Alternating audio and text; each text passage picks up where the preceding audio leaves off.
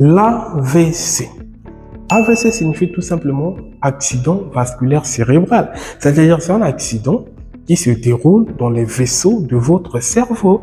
Alors les vaisseaux, c'est comme un système de canalisation, c'est comme les routes, hein, voilà, qui facilitent à ce qu'il y ait passage du sang, des nutriments, de l'oxygène, voilà, à travers votre cerveau. C'est de la même manière que cela se passe dans la vie courante.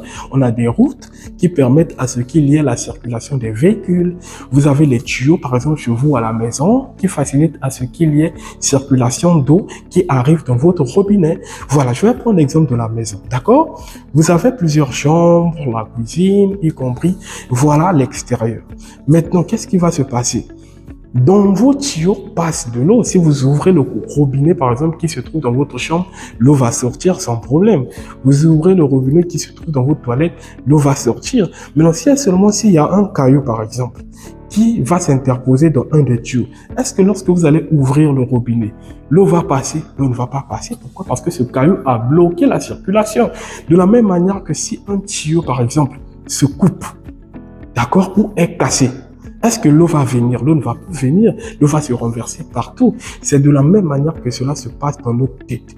Voilà pourquoi dans les types de AVC, nous avons deux types. Soit c'est ischémique, soit c'est hémorragique. D'accord? Ischémique signifie tout simplement quoi? Il y a une occlusion, c'est-à-dire il y a un blocus par un caillou du sang. D'accord? Ce caillou-là va s'interposer au milieu d'un des vaisseaux.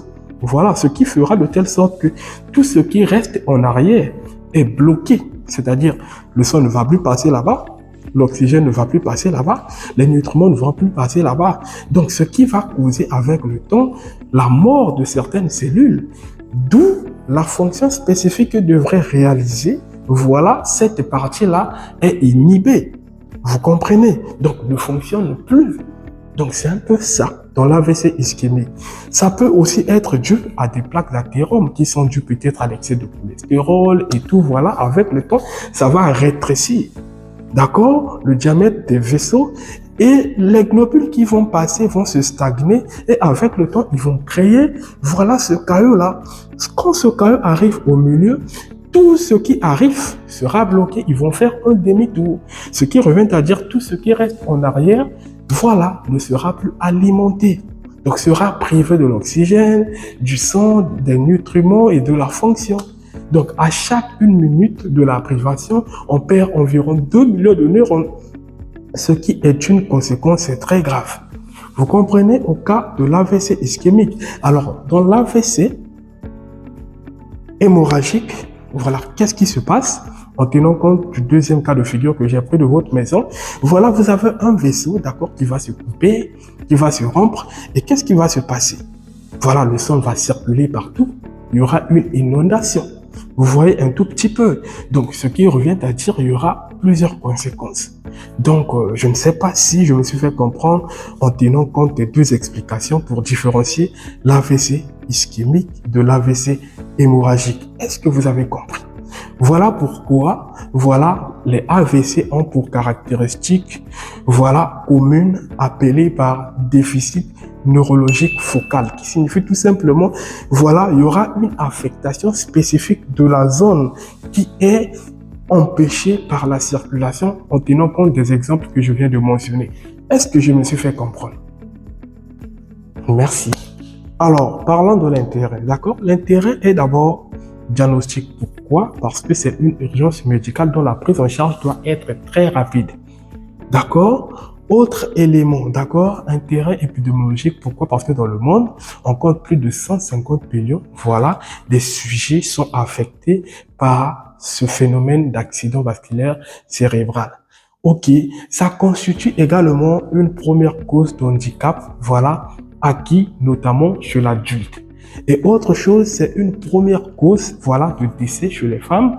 Deuxième cause de mortalité chez les hommes après le cancer, d'accord? Et autre élément encore qui est très capital, voilà, il s'agit aussi, voilà, d'un examen de très capital qui repose sur l'IRM, qui va nous permettre, voilà, de nous orienter vers l'AVC ischémique ou l'AVC hémorragique.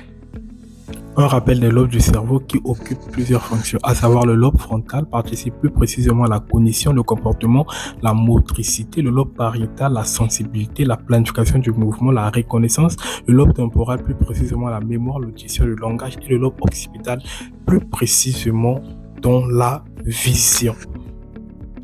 Alors, parmi les signes cliniques qu'on peut observer, en rapport avec les zones atteintes, nous pouvons avoir, voilà, des faiblesses musculaires, une cécité, d'accord? On peut avoir, voilà, des troubles neurologiques à travers certaines séquelles, troubles de la marche.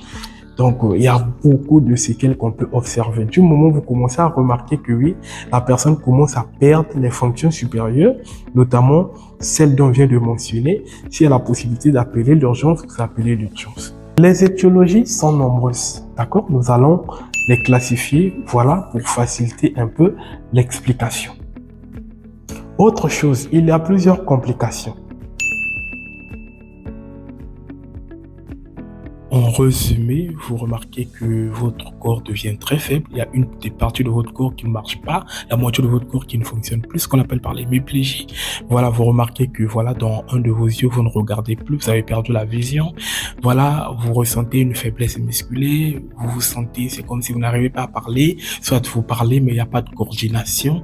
Alors, allez voir votre médecin au plus vite possible. Ceux qui sont proches, appelez l'urgence et allez voir le médecin. Alors, les recommandations très importantes est d'éviter une consommation accrue du tabac, voilà, des aliments riches en gras parce que ça peut développer, ça peut créer ce qu'on appelle par des plaques d'athérome qu'on a expliqué, qui vont plus tard se déposer dans les parois de vos vaisseaux pour bloquer la circulation. D'accord?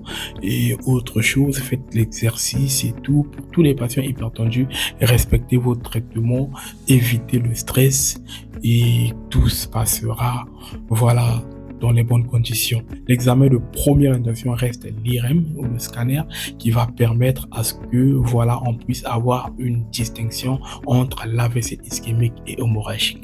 Merci. Je rappelle que ce contenu a pour objectif d'orienter, voilà, même ceux qui ne sont pas dans le domaine médical, qui puissent avoir au moins une idée, voilà, de l'AVC, voilà les facteurs, c'est-à-dire les circonstances qui peuvent occasionner, au cas où vous remarquez, voilà, un de ces éléments, allez immédiatement voir votre médecin. Merci, merci, merci, merci, merci.